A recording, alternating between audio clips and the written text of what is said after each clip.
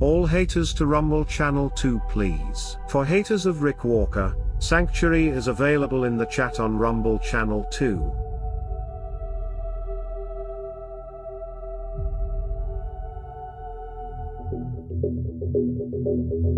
Greetings Mavericks and new viewers.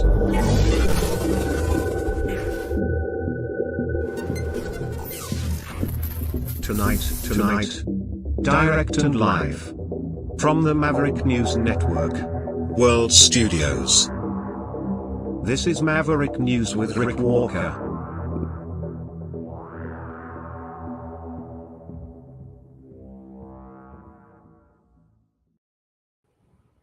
Welcome back, and it's good to be back after our mishap last night that kept us from broadcasting, but I think we're back online this evening. Just going to take a look over here and see if we're actually running. I don't know. I don't know if it's working or not. Let me see. I don't have a good feeling. No, we're on. We're live. Yes, we are. Okay, so we're back in business. At least it appears to be the case. So let's push ahead and hopefully everything stays together. All right, we got confirmation coming in that we are running on all channels tonight. So thanks for your patience with our technical difficulties. We're back on track with today's top news stories and a Maverick Midnight Matinee feature. But first, the top stories that we're going to touch tonight. The meeting coming up, now announced to be August 15th between Vladimir Putin and Donald Trump. Subject, Ukraine. And our feature guest tonight, Regis Tremblay, will help us make sense of what is going on with regard to the war in Ukraine, living over in Crimea, in Yalta. He has been on the program before, and he brings the Russian perspective on this to us tonight again. He'll join us later in the broadcast as well. We also have information on Jim Lovell, astronaut, passing away. And of course, the war in the Middle East, Gaza, Netanyahu under intense fire tonight politically because of the plans to take over Gaza City. We'll have all that and more, and the Maverick Midnight Matinee special coming up on the tail end of everything as we get started right after this. You know, someone very profoundly once said many years ago that if fascism ever comes to America, it'll come in the name of liberalism.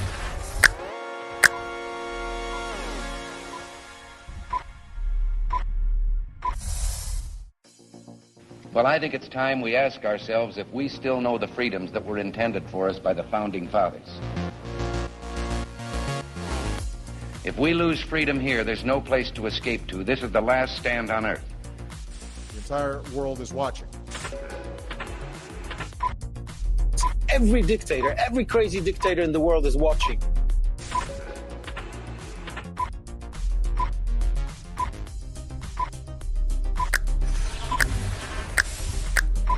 The world is watching. On TV, the entire world is watching. On social media. But the entire world is watching, and yes, they are seeing what we have apparently bravely been willing to say that others are thinking. Stand for freedom. Literally stand for freedom. Let's get this done. The entire world is watching. We're at war with the most dangerous enemy that has ever faced mankind in his long climb from the swamp to the stars. Maverick News. Maverick News. Maverick News. Let me have more control of my own destiny. The world is watching.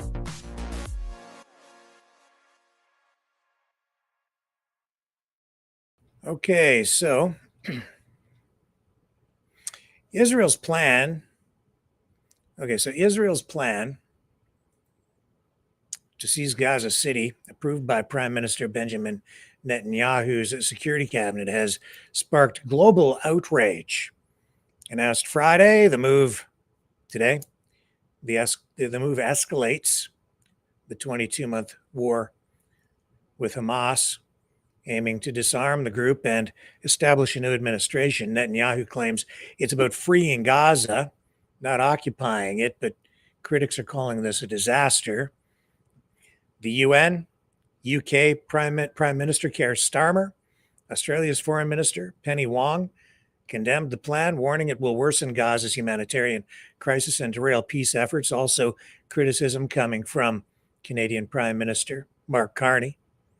Germany has suspended arms exports to Israel, while Egypt and Jordan denounced it as a violation of Palestinian rights. Israeli opposition leader Yair Lapid called it a disaster for generations, risking hostages' lives. With Gaza City housing half the enclave's population, fears grow of mass displacement and famine.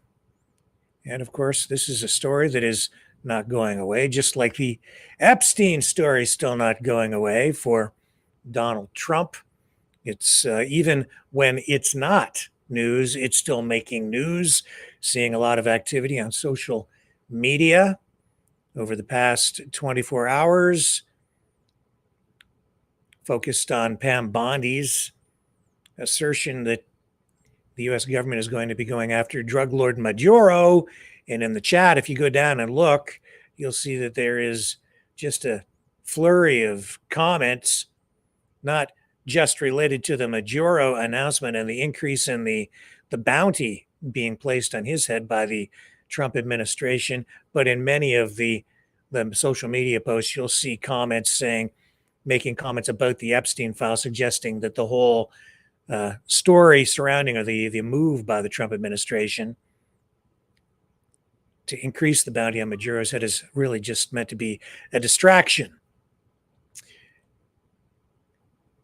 Canada today announcing that it will lower the price cap on Russian crude oil from $60 to $47.60 per barrel, joining the European Union and United Kingdom.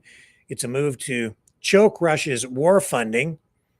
Finance Minister François-Philippe Champagne says the cap, effective in the coming weeks, aims to slash Moscow's oil revenues, which fuel its invasion of Ukraine and its entire economy, especially the Russian military. The decision by Canada today aligns with G7 efforts to pressure Russia while keeping global oil markets stable. Canada is, of course, a net oil exporter, and it banned Russian oil imports in 2022 and continues to support Ukraine with nearly $22 billion in aid. The lower cap targets Russia's ability to profit from oil sales to countries like India and China, despite their use of shadow fleets to bypass sanctions. And of course, coming up very shortly, Regis Tremblay with the other perspective on this, the Russian perspective on the whole Ukraine war. And with that, we're here to tell you tonight as well that President Donald Trump has announced a high-stakes meeting with Russian President Vladimir Putin. It's set for next Friday. We were told yesterday that it would happen within days. I was thinking maybe in 3 or 4 or 5 days, but just 7 as of today. So the 15th in Alaska. The summit was revealed today on Truth Social. It aims to address the ongoing war in Ukraine, of course, but it looks like Zelensky will not be involved in the talks. Trump called the talks highly anticipated, his words, but has shared few details so far, promising more to come. So this announcement follows the expiration of Trump's deadline for Russia to agree to a Ukraine ceasefire, which passed today without a deal. Tensions are high, with Trump recently hiking tariffs on Indian goods over their Russian oil purchases. Trump hinted at a possible peace deal involving territorial swaps, a proposal Ukraine and its allies have firmly rejected.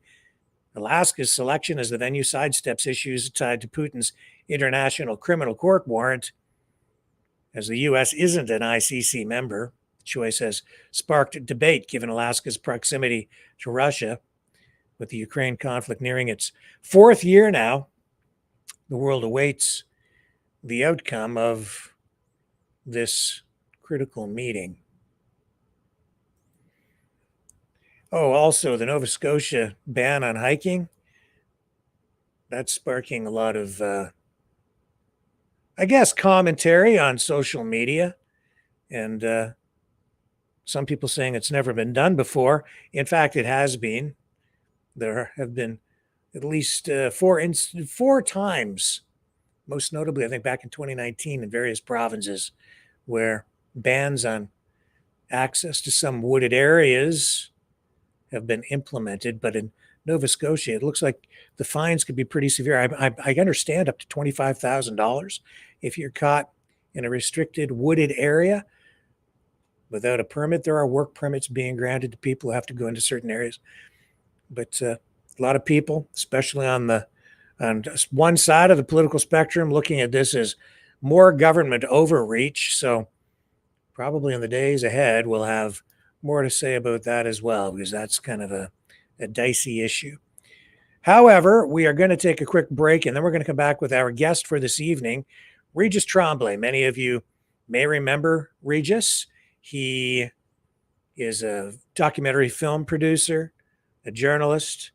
He is American, but spent some time living in Canada.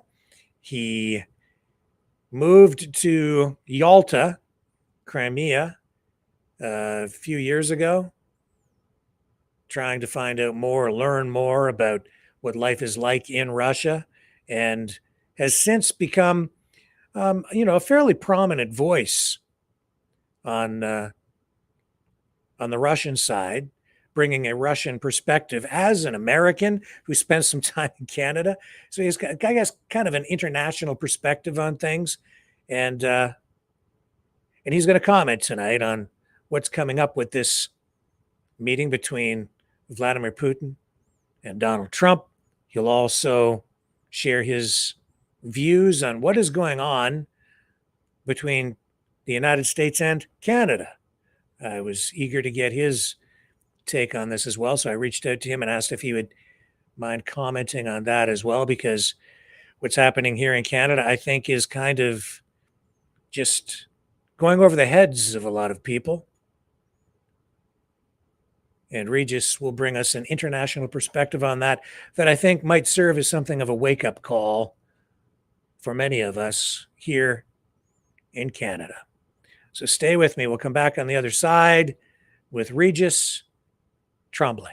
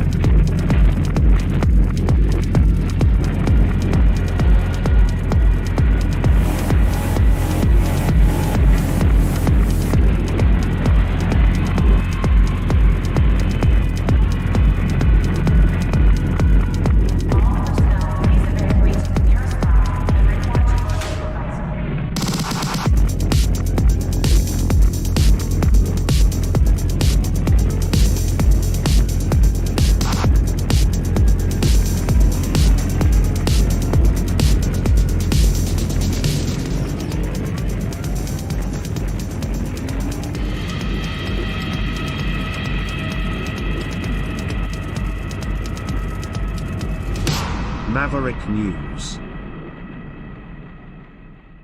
The world is watching. Regis, great to have you back on the program. Thank you so much for joining us today. I think this is going to be an important conversation, and I hope it makes a difference and gets us all a little closer to peace. But I'm not optimistic seeing what I'm seeing. First of all, let's just let people know again who you are. You've been on the program a couple of times before, but you're a filmmaker and you're living over in Russia right now. So I'm eager to get your perspective on everything going on again. But just introduce yourself again so people know who you are. Well, yeah, I'm a documentary filmmaker. I've been coming to Russia since 2016 to find out the truth about Russia and the return of Crimea to Russia, which happened in 2014. I've returned in 2018 and 2019 to learn more, to talk with many, many more people. And then finally, 5.5 years ago, I decided to permanently reside here in Yalta in Crimea. And I've recently received permanent residency here in the Russian Federation. My entire purpose has been to, through my videos and films and podcasts, has been to try to educate and inform American people primarily about the truth about Russia, what life is like here in Russia, and what the Russian people are like.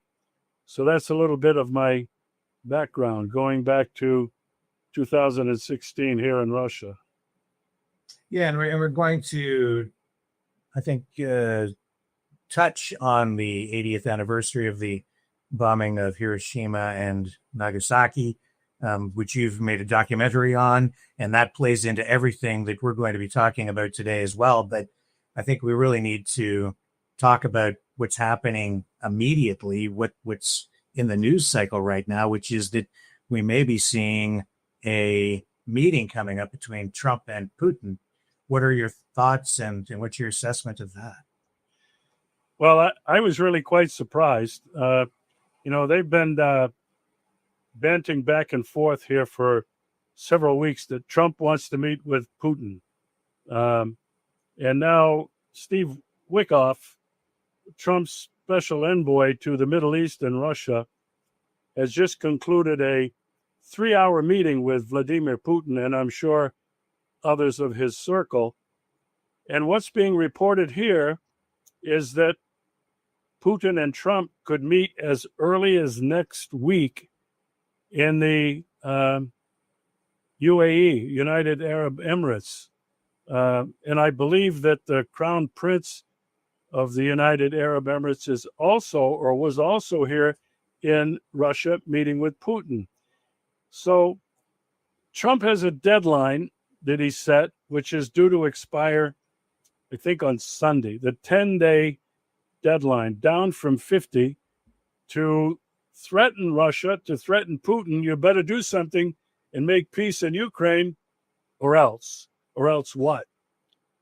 Now, everybody here is speculating on, has a deal been made?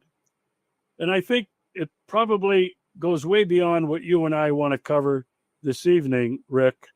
The arguments for one side or the other, who's making the concessions? Is Putin going to make a concession? Is Trump going to make concessions? I don't have a crystal ball, but based on the last 3 years and the recent contact between Russia and the United States, between Russia and Ukraine meeting in Istanbul, Putin and the Russian Federation have refused to compromise on their 3 main goals for this special military operation. Number 1, the demilitarization of Ukraine, so it is no longer and in the future will not be a threat. Number 2, the denazification of Ukraine. This evil ideology has been brewing for 80 years, since the end of World War II and the infamous Stefan Bandera. In order for Russia to live in peace in the future, this evil, hateful, anti-Russian ideology has got to be destroyed. And finally, and not really finally, because there's another point, but finally, never, ever, no NATO in Ukraine. Russia has been standing firm on those 3.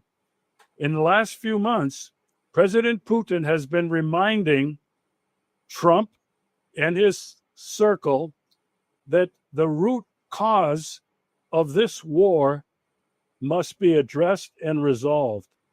And for people who are not aware of what the root causes are, they go back to 1991 with the fall of the Soviet Union and the fall of the Warsaw Pact, the dismembering of the Warsaw Pact, that the United States promised not to move 1 inch east towards Russia.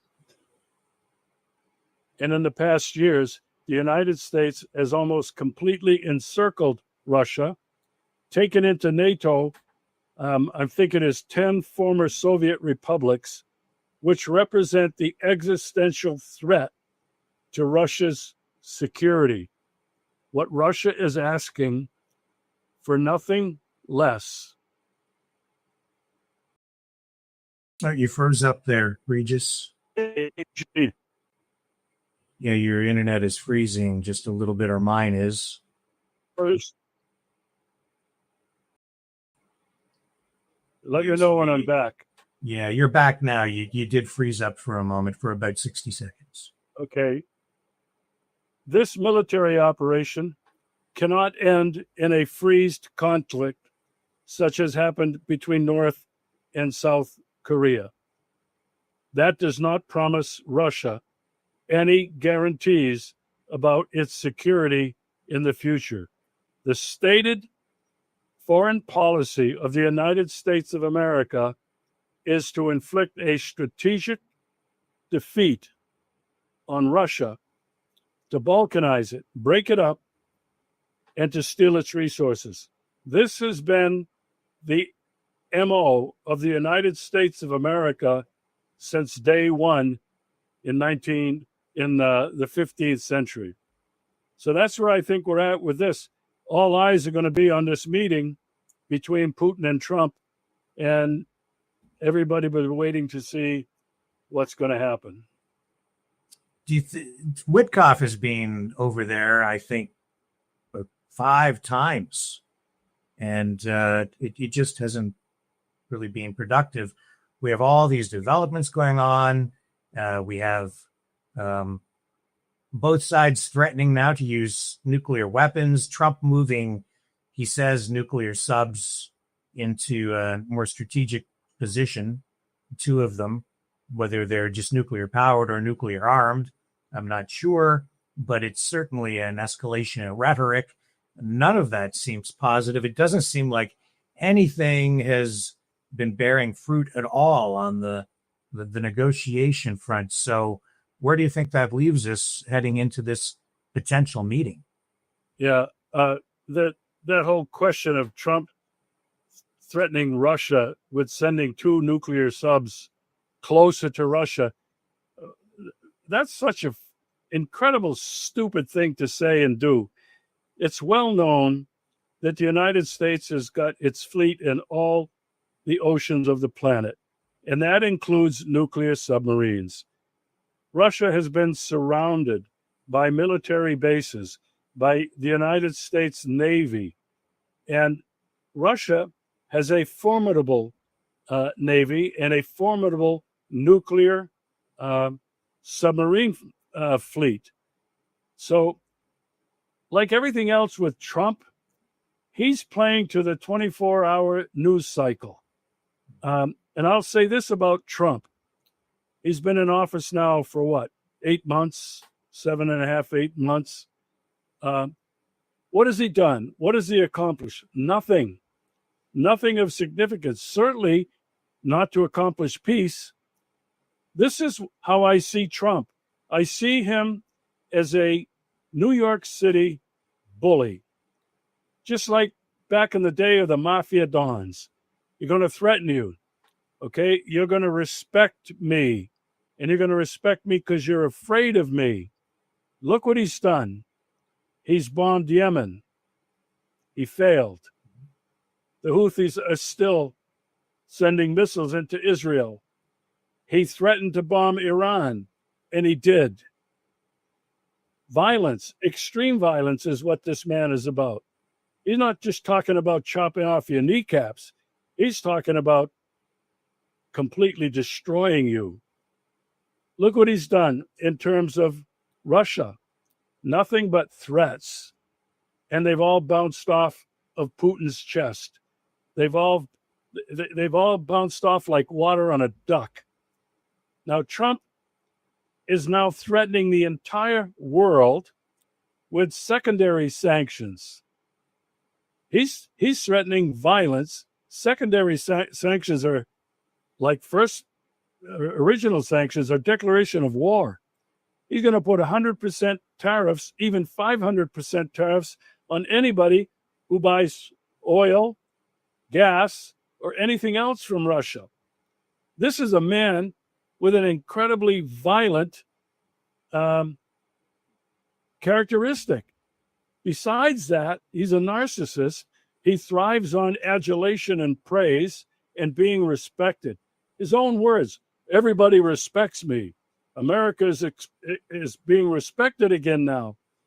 The way I look at this from the global south, from the BRICS nations, 47% of the entire population of the world is looking at Trump, and they're not just afraid of him, they're feeling strength in their own numbers and in their own beliefs.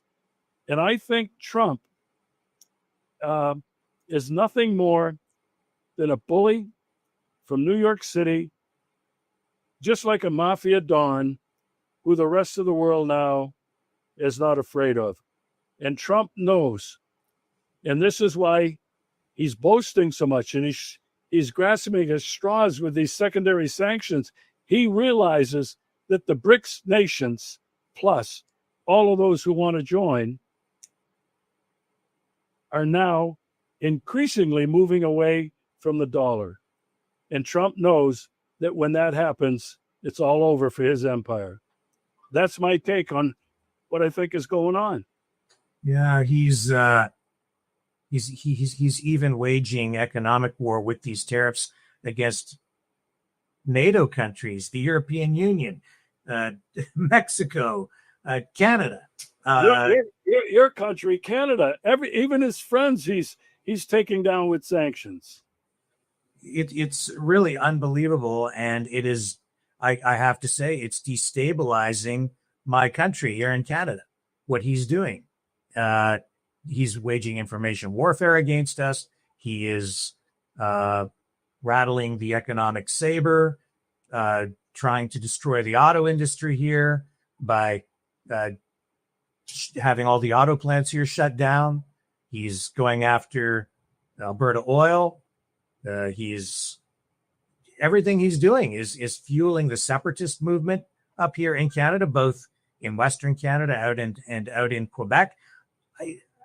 As someone who's been on both sides of the fence, people here, I think, are almost desensitized to it because we're so integrated with the United States already, and none of this actually makes sense. So even as this is all unfolding in front of us, and Trump has essentially gone to war with Canada, people are in denial, it seems, here in Canada. What's your assessment? What message would you have for Canadians as you assess that whole situation? Is there some warning you might have for us up here? Well, let me also state right up front, I went to college in Niagara Falls, Ontario, from 1963 to 1968. I was in the Roman Catholic seminary run by the Carmelite fathers. And back in the day, we could cross over from Niagara Falls, New York, to the Canadian side, just walking across to have a day off and go over to Goat Island.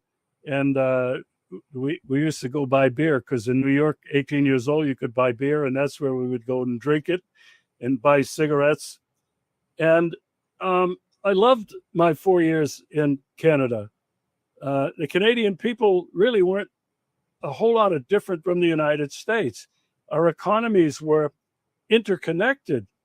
And I had a history professor who, I'll never forget this. He told us that Canada will be the superpower of the 21st century.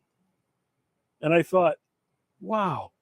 Why? Well, Canada is a vast country with incredible natural resources.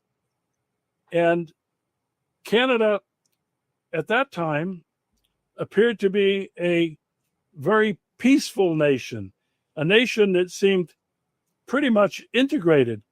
We didn't hear much at the time about the secession of Quebec and Montreal from the Canadian Union.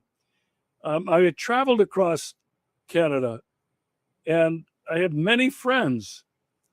So my view on what's happening is really atrocious. And I can't believe that Trump would do everything he's doing to threaten Canada, our closest ally. Mexico is not a close ally. Canada has been the closest ally. Our cultures are very similar. When he first came into office, what's one of the first things he said? I'm going to take back Greenland. I'm not take it back. I'm going to take it. Yeah. And then I'm going to make Canada the 51st state. And I went, I don't want to use a profanity here, but I am tempted to say that was the stupidest, dumbest thing that could have come out of Trump's mouth to make Canada the 51st state. So my message to Canadians is you're not alone. If you look at this madman, and that's what he is, he's a madman, he's a narcissist, he's a violent person. And the combination of these things could be extremely damaging for friend and foe alike. I can only hope that there are adults and saner heads in the room in your country, Canada, including the countries of the European Union. And I know that in terms of many countries in Europe now are balking, are resisting what the unelected people in Brussels, the European Union, are doing. My hope is that violence in the terms of a World War III, and there are many esteemed journalists who are saying we're already in it. My hope is that it doesn't descend into a direct fighting war between the United States, Russia, China, India. I don't think a nuclear war is going to happen, except by accident, by a miscalculation. What I'm thinking and what I'm hoping is that with the patience that Russia and China have been exhibiting and not reacting to these direct violent threats of the United States, they are buying time. They are two countries that have 1,000-year history. China, 2,000 years or more. They are waiting, I believe, for the United States and the Western economy to completely collapse on itself, and it will end this Western Great Britain imperial hegemony that's been running the world for 500 years or more. That's my hope. I think it's the only way out of this, short of a nuclear war, is for the entire system to collapse. What will arise out of the ashes? I have no idea. We can only hope for something better. Well, it seems like Trump is in destabilizing the world.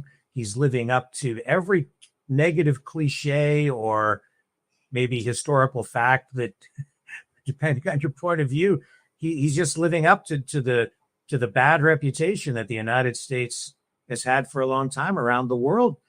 I think so many people, I think even people in Russia, were hopeful when he was elected and then reelected that he could bring peace. And he said, I'll bring peace to Ukraine in a day. And yet here we are after all this time and no progress. And it seems like everything has deteriorated, that it's even worse. How do you see it? Yeah, I think he's up to his bottom lip in trouble he's created for himself. I cannot, as I mentioned earlier, I cannot see Russia making any major concessions on any of the 4 points that I mentioned. I just can't see it. The only way that I can see I see Trump getting out of this is that he will make some economic deals with Russia, that he'll be able to pound his chest and say, look, I'm bringing all this money and all of this Russian resources into the country, and I'm making peace on that count. He's also going to be able to, I think, get rid of Zelensky very soon. Everything you read from the West and from Russia and from Ukraine is they're setting Zelensky up.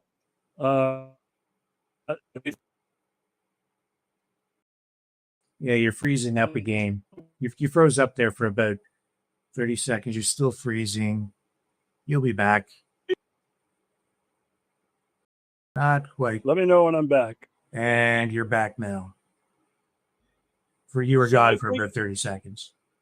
I think this meeting between Putin and Trump, maybe next week, is not going to resolve the fighting in Ukraine. I think what Trump could do, and the best thing he could do, is to agree not to send any more aid of any kind to Ukraine. If that would happen, the conflict would be over while he's meeting with Putin in the United Arab Emirates. Only because the United States support with lethal aid, satellite intelligence, targeting ability, this thing is over. And so I'm hoping that Trump will be able to go back home and spin this thing in a way that makes him look like the great deal maker and rapprochement with Russia.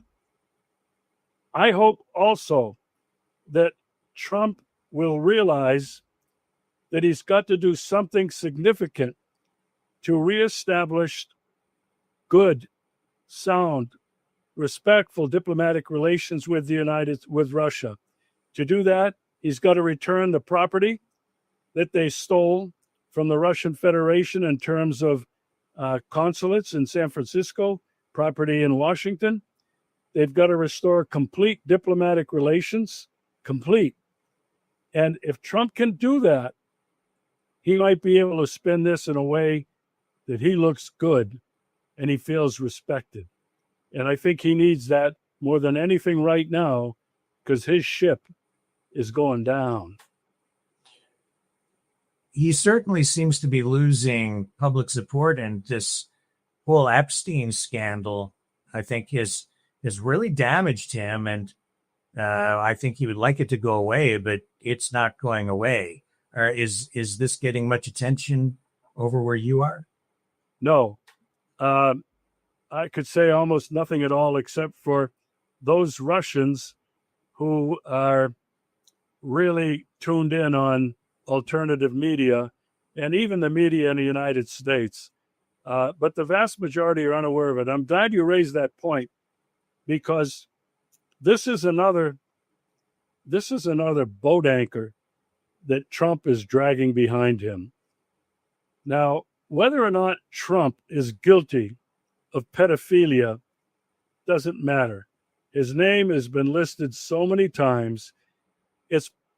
It's popular understanding now that Trump and Epstein have been good buddies, best buddies for 20 years. They've lived the same lifestyle. There's pictures all over the place with the two of them at parties with young girls. There is the testimony of a former security person at his casino. I forget if it was in New Jersey somewhere or wherever, but they came in with underage girls. And this guy's testified to this.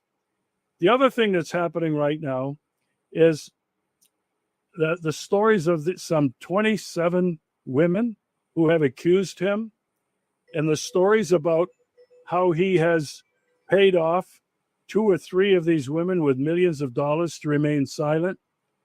Your point of Trump being affected by this, I think, cannot be emphasized enough. His credibility among his MAGA supporters is being questioned. I have somebody in my family who's a big Trump MAGA supporter, told me himself, this does not look good.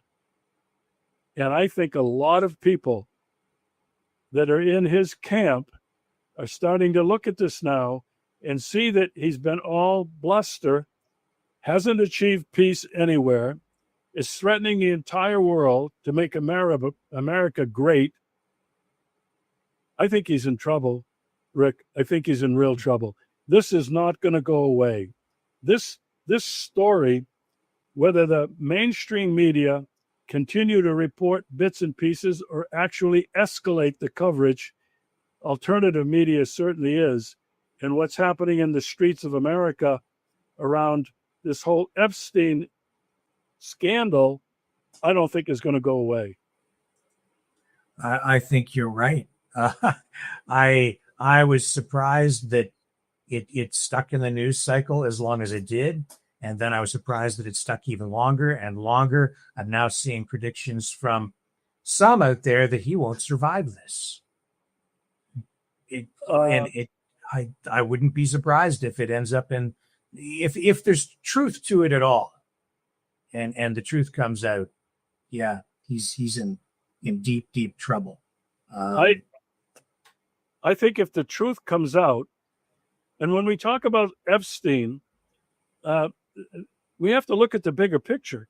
Epstein is part of a much larger Jewish Zionist lobby in the United States that not only has compromised our elected officials with campaign donations, which they couldn't get elected or reelected without the Jewish support, IPAC support. The other part of it is the effect that Israeli intelligence has had on the United States of America. Israel has had the United States in its grip for decades now. Robert Maxwell, who was one of Jeffrey Epstein's major supporters and donor, is reportedly an Israeli superstar. He died, whether it was by suicide or whether because Mossad killed him on his yacht.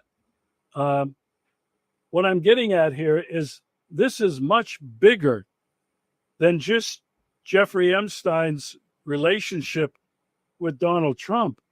It's Epstein's control, along with Ghislaine Maxwell, his partner. And actually, Maxwell is Ghislaine's father. Exactly. And what is being reported, Trump supposedly has been considering a pardon for Ghislaine Maxwell. And just this week, she was moved from maximum security to minimum security in a prison in Texas. So what I see happening, Rick, is they're very, very much afraid that if any of this continues to come out, more names come out about people in Congress, about people in the U.S. banking industry, if people in other levels of government, other levels of society. I mean, my God, Bill Gates, people know by now, he's been there many times. What shocked people is Robert F. Kennedy Jr. supposedly was at the island. And so what this really represents, Rick, the way I'm looking at it, this isn't just a threat to Donald Trump's presidency. It's a threat to bring the entire system down, because the American public maybe finally will wake up to realize how corrupt it is and how it has not been serving the needs of the people of the United States of America. This is what I think is at stake, Rick. The whole system could come crumbling down. A lot of big names, and even the New York Times yesterday publishing more letters, more photos that appear to be very damning, images of Woody Allen, Bill Gates, just a lot of really big names and people within government, Hollywood, circulating, attending these different parties at the Epstein residence, images from inside his home, released just yesterday. The plot thickens and the evidence, it just keeps on growing. And Trump, everything seems to keep leading back to Trump. I don't know how he managed to stay so detached from it as long as he did, but man, now it is just coming full circle and it's coming back to eat him up. Yeah, two things. I read a commentary the other day that said it's the names that have not been released that are important and then represent some really, really big people. And I think that there probably are some other names that will really shock the American public into waking up. I don't see this ending. I don't see this going away very soon. And you talked about Trump's demeanor. Over the last 4 days, I've been looking at photographs of Trump that have been used in articles. And what I noticed was a change in his appearance. If you look at some of these photographs, you see that his face is drawn. He's got much larger bags under his eyes. He's stumped over. There was a picture of him walking, I guess, on the lawn going back to the White House, and he was really stumped over. He looked exhausted. And I would encourage people to pay more attention to these photographs, because I think what they indicate is the tremendous stress that this president is feeling and undergoing. And I'll say this, you mentioned earlier, he might not serve out his term, whether he's forced to resign like Richard Nixon or he's impeached. But on his steady diet of double quarter pounders with cheese, extra large French fries, and 16-ounce Coca-Colas, this guy could be headed for a heart attack. It wouldn't surprise me. He certainly has swollen ankles. We've seen that in recent photos. His health, I think, is beginning to deteriorate. Even his mental capacity, you can see it sometimes slipping. He gets off into saying some of the strangest things. It just doesn't make sense, and he just seems to make up numbers and statistics and just lie. Whether it's because he's lying or because he's just out to lunch, I'm not sure sometimes. Well, you make a good point. One day he says one thing, the next day another, or even 10 minutes later something else. You have to wonder about what's going on in his brain. Is this deliberate? Is this part of his deal-making tactics, or is really something very wrong going on inside of that head? I think it's a very fair question to ask. Yeah, and I do want to talk to you a little bit about the nuclear threat, because you've really, you have a real background and you've done a lot of research into nuclear war. Your documentary that you produced on Hiroshima and Nagasaki. Can you talk a little bit about that, given that we're now upon the 80th anniversary of the bombing of Japan? Well, I was in Japan for the 70th anniversary, and I filmed an incredible event marking that day, where there are tens of thousands of Japanese, and what they kept repeating was "never again." And I interviewed a couple of the survivors, women who survived that. The reason I went to Japan, to Hiroshima, I didn't go to Nagasaki and Okinawa, and then on to South Korea, was because I had to see for myself the massive presence of the United States military in those countries. And what is the purpose? The sole purpose of all of those bases in Okinawa, some 40 bases in South Korea, the bases in Guam, the bases in Australia. It was America's pivot to Asia, which really was all about America's newest enemy, China. All of this military hardware and this, it used to be the majority of America's naval fleet was in that South Pacific, East Asian region of the world. Why?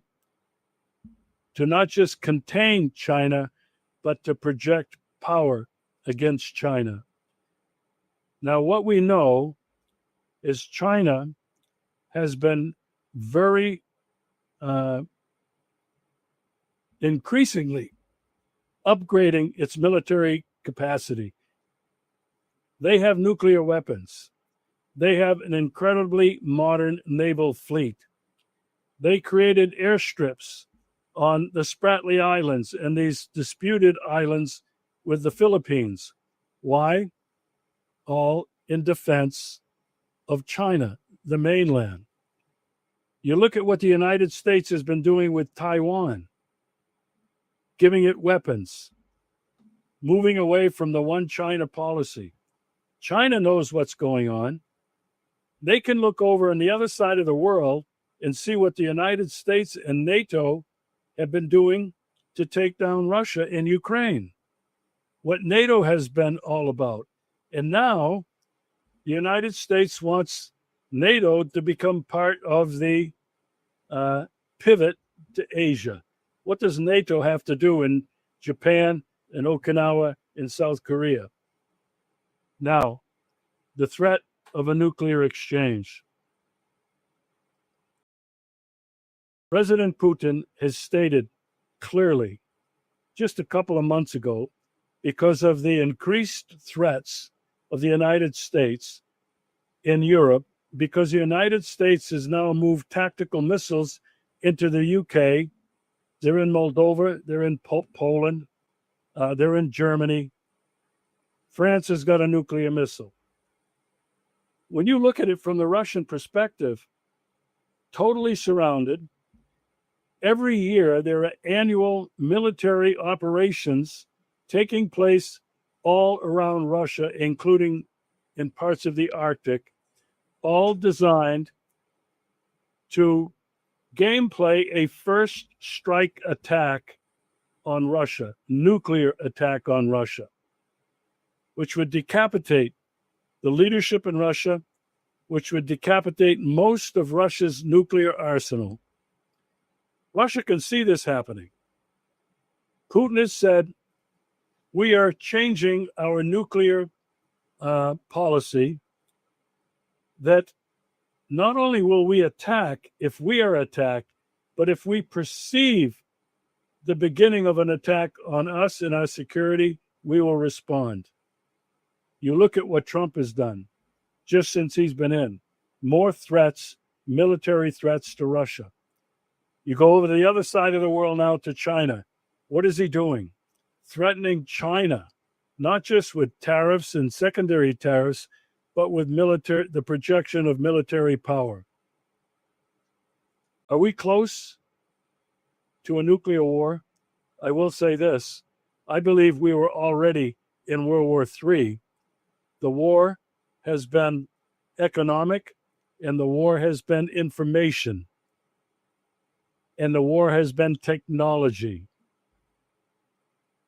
What I see happening, Rick, and I've been studying this nuclear threat for quite some time now. I can't call myself an expert, but I've been studying it. I've been seeing where this is going. I think combining what I've just said, the economic war, the technological war, the information war, we are deep into World War III. And if one or other country, Russia or China, feel the threat of a direct nuclear conflict, that can only go one way, and that's nuclear. Because they're evil. The people that are in the Pentagon, that are people that are in the think tanks, they are evil. They really believe that the United States can win a nuclear war against Russia and China. There is no winner in a nuclear war, a nuclear Armageddon. All life on this planet will disappear, will die. I think, yes, that could happen. 80th anniversary of the bombing of Japan, and we see Europe looking to arm up, and Trump looking to profit from that.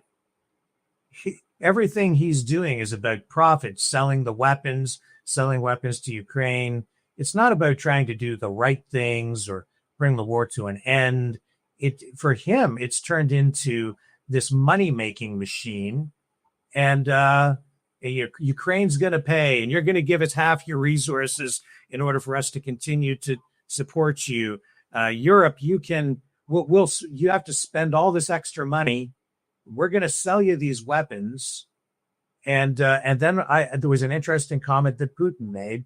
I think it was about 5-6 days ago that I noticed, and he said that Europe is really losing its sovereignty to the United States because they're buying all the U.S. weapons, which honestly he does control because it's all digital. It's all computer controlled stuff. They can flip a switch, I think, and turn off the systems and render all those weapons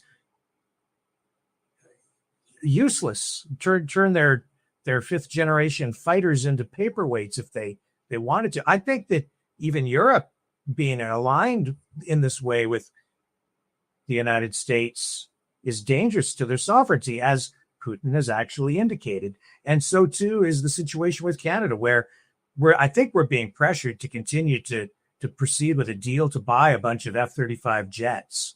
And yet I don't know how useful they would really be for anything other than to serve U.S. military interests. It's not really about protecting Canada. It's about spending Canadian money to make the U.S. military more powerful by making Canada more subservient to the U.S. and integrating everything we do into their military. There's a valid comment there from Putin with regard to how sovereign or independent any nation is if all of your defense is ultimately still dependent on the United States. It's just that we're paying for it now. I'm interested in your perspective because I'm Canadian. I think that, at times my perspective on stuff is very Canadian. I'm sitting here in the Canadian forest looking at the trees and I can't see the bigger picture sometimes. So I'm interested in your perspective. Well, you mentioned sovereignty, Putin talking about sovereignty. I think one of the major pillars of the BRICS movement is the protecting the sovereignty of all nations. You talked about Europe. I have lived in Europe. I've traveled across Europe. I lived there for 4 years. What I see happening with this European Union is that each of the members of the European Union have surrendered their sovereignty. It's clearer today than ever with the decisions that the EU are making that have nothing to do with the interest of the people of Europe. And what Donald Trump did when Ursula von der Leyen went to the United States with her coterie, her group, and met with Trump, he had them on their knees, bowing down, giving up their sovereignty, not only the sovereignty of these individual countries, but giving up the sovereignty, if you want to call it, of the European Union. He rendered it useless. It's a vassal, a former ally. NATO and the European countries have been treated like an enemy, reduced to nothing. Why? You mentioned it. Follow the money. Trump is a gangster. He's a New York City punk, a mafia. I don't even think he's a mafia don. He's like a mafia hitman, the way he's acting. And he only sees money. And the deal for Trump isn't just buying up real estate, Trump Towers. It's about him becoming incredibly rich and the people around him becoming incredibly rich at the expense of friend and foe alike. This is what's happening. It's terrible that your country, Canada, its sovereignty is being threatened.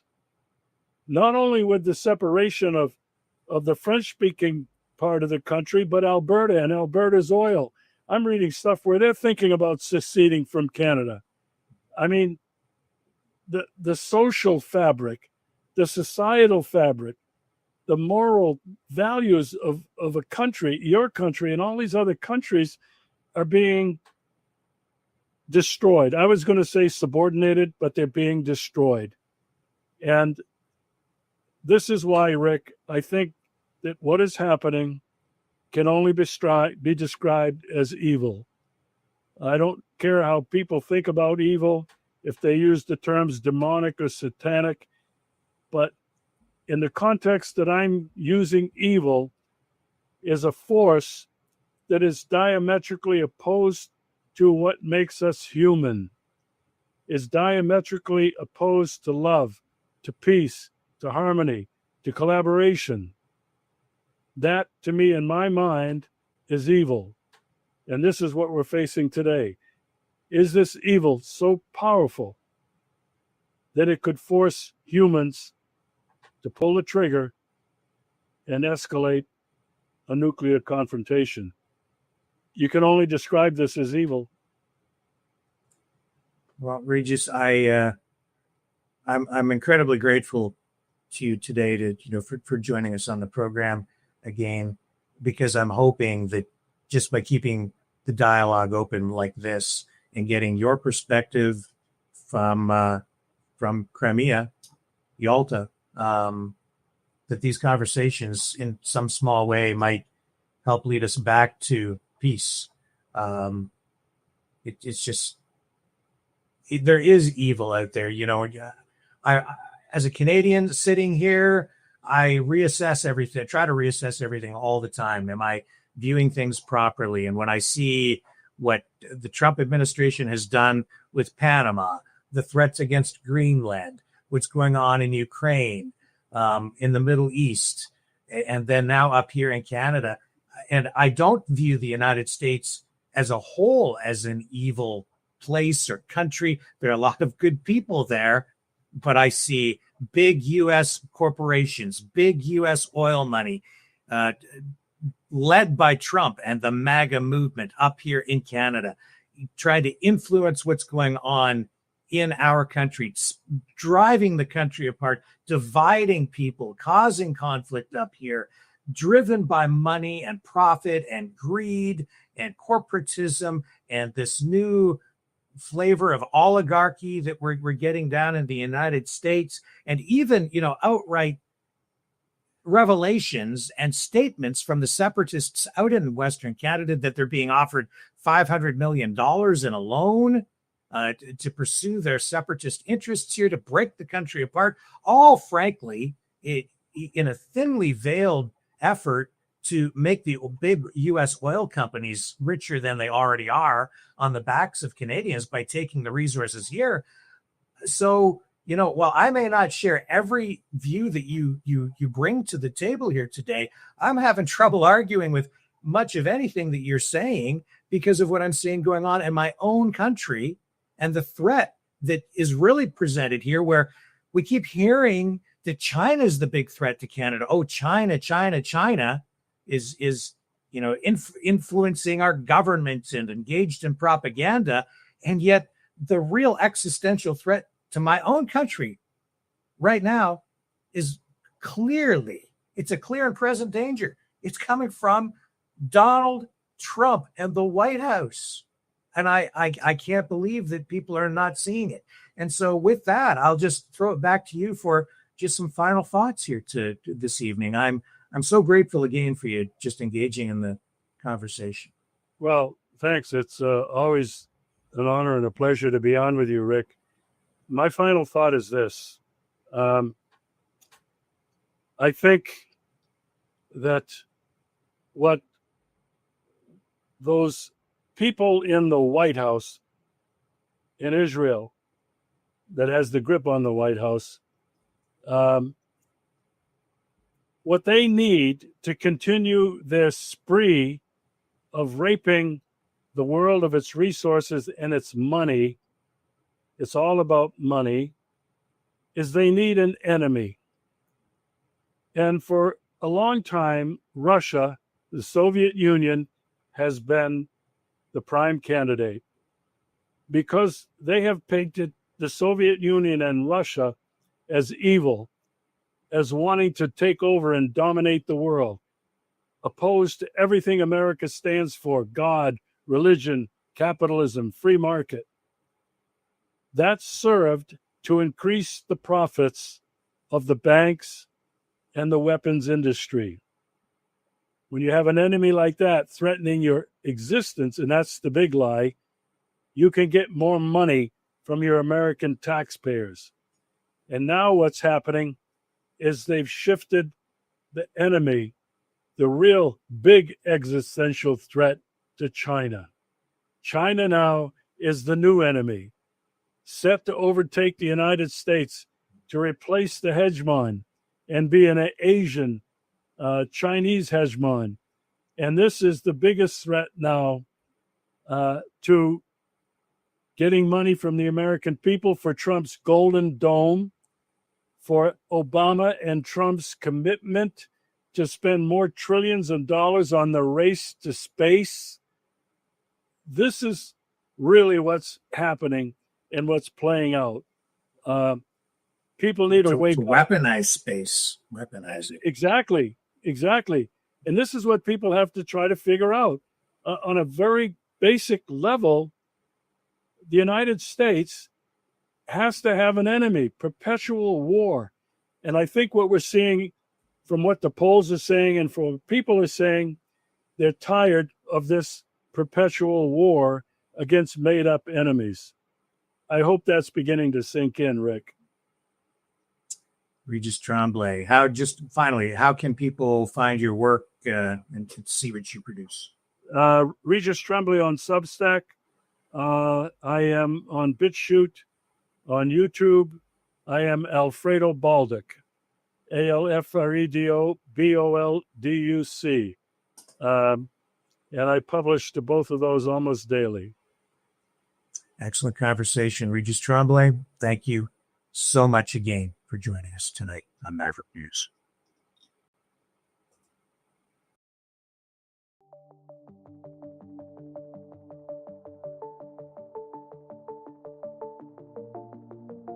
Greetings, brave Mavericks. Our quest for truth continues. We go beyond fake news. Together we expose propaganda. Together we pull others out of rabbit holes. We are maverick thinkers. We are all unique individuals, defenders of individual rights and freedoms, credible, trusted, grounded in reality. Maverick News, Maverick News. Defending free speech, Donate at freedomreporters.com. Do it now. Tomorrow may be too late. Maverick News. The world is watching.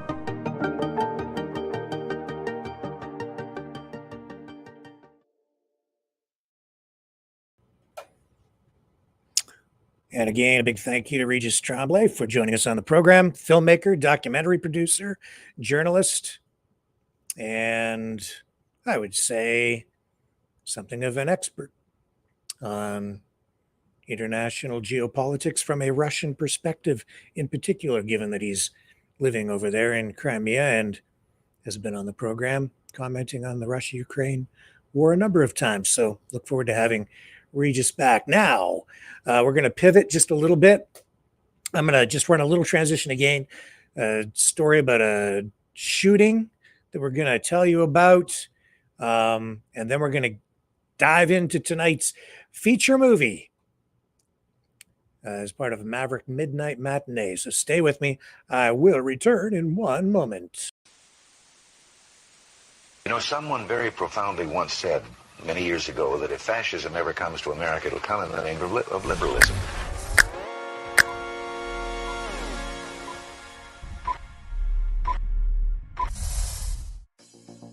Well, I think it's time we ask ourselves if we still know the freedoms that were intended for us by the Founding Fathers.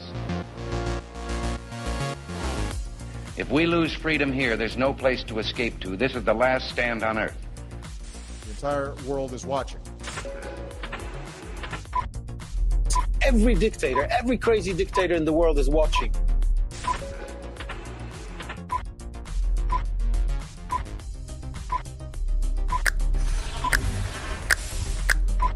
The world is watching. On TV, The entire world is watching. on social media. But the entire world is watching, and yes, they are seeing what we have apparently bravely been willing to say that others are thinking. Stand for freedom. Literally stand for freedom. Let's get this done. The entire world is watching. We're at war with the most dangerous enemy that has ever faced mankind in his long climb from the swamp to the stars. Maverick News. Maverick News. Maverick News. Let me have more control of my own destiny. The world is watching.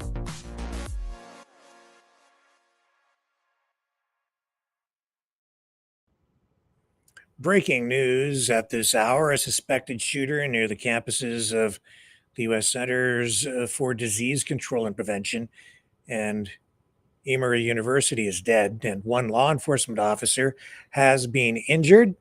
Police responded to reports of an active shooter just a short time ago. Authorities there are not specifying whether other people have been injured at this time. They are saying that there is no longer a threat to the public. The university announced in a post on social media, on X, that the shelter-in-place in order that they issued on campus has been lifted, but are asking people to avoid the area. We have some video to share with you from the scene. Again, this is breaking news at this hour. Right now, it seems like this is all now kind of in this area. It's all centered around that building, Cheryl, where we saw those SWAT officers running in towards. Yeah, that kind of curved opening at the corner there is where we saw some SWAT officers running towards. So that certainly is an area of emphasis. And as we get this perspective from the 11 Live Sky Tracker, you can see kind of up close those officers on the right side of that vehicle watching the corner of that building with guns in hand. And as we zoom out, you see more officers there as well. And that is the entrance right there to the CDC. You see it on the right. You can see the CDC sign, that little blue sign right there. And then across there, I believe those are type of apartments or part of the school there from the few times I've been out there. But as you mentioned, that's APD right there. That's DeKalb County Police here, along with several other agencies. As I mentioned, anybody in this area would be there. You see that officer there with that shield. That's what they can go into if they have to engage with anyone that protects them, gives them more elements than just the vest. You see the officer down on the very far left. He has that long gun, his helmet on. These are SWAT team members. And sometimes it takes longer for the SWAT team to get there because those guys aren't actively always on duty. They are usually on some other type of situation or on a call, and they will be activated to come in and get there. And over the years, as active shooters have happened, this is a different and new view. Clifton Road at Houston Mill Road there. So you see a fire truck there as well, and a lot of fire trucks helping block that area. You also just, it looks like some like civilian cars, I'll call them, because they're not police, just commuters who are kind of caught in this as they're closing off this area. But you spoke about all the different jurisdictions, Cody, coming together together.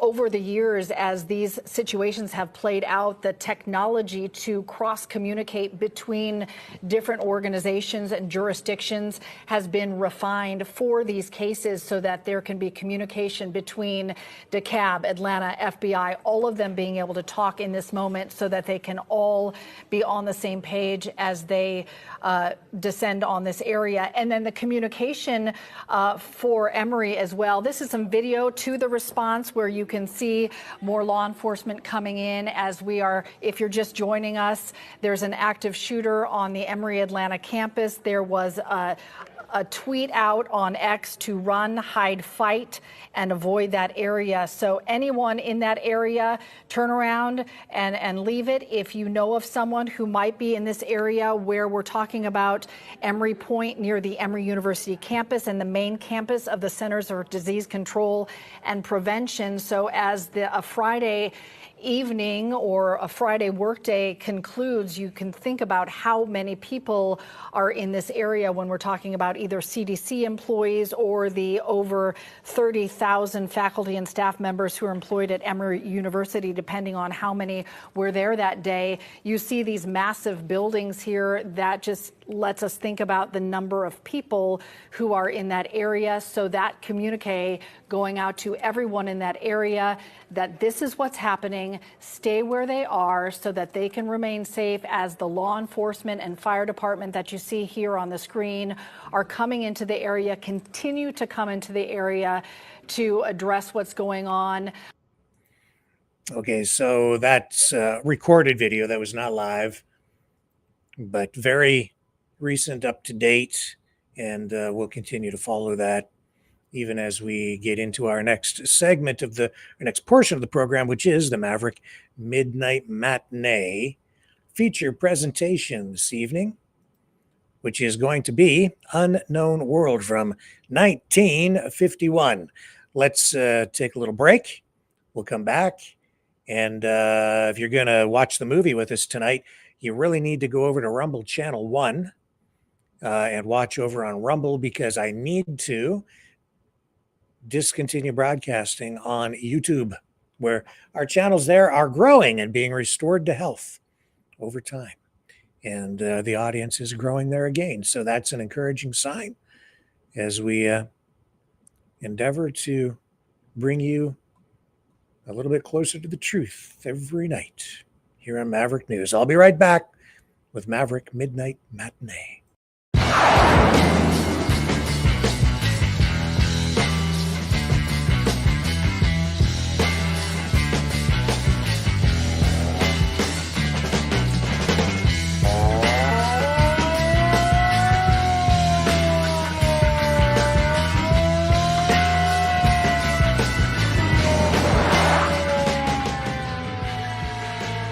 Maverick News.